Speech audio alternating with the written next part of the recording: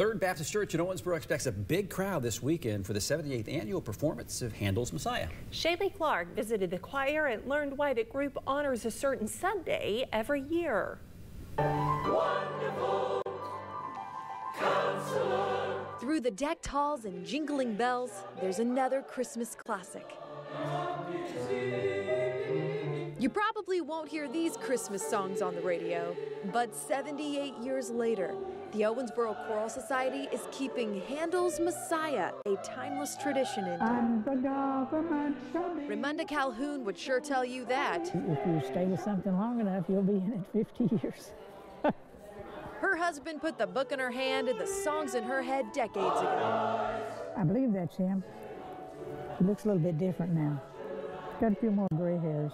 She's been singing ever since, alongside singers like Gloria Cecil, who's been belting out the Hallelujah chorus since her college days. That was more than 50 years ago. But it's hard to admit that because I only admit to being 39. Margaret Pappas's 53-year-old songbook says it all.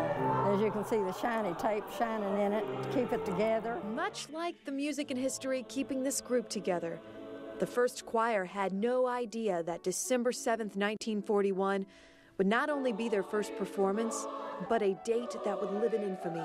Announcement was made that Pearl Harbor had been bombed and that it was done at intermission. It would have been the buzz because it was the bombing occurred in the morning, and it was broadcast, I think, in the news in the afternoon. We didn't get instant news like we do now, and so people may have just heard about it right before the Messiah. Even through the tragic news, when the time came,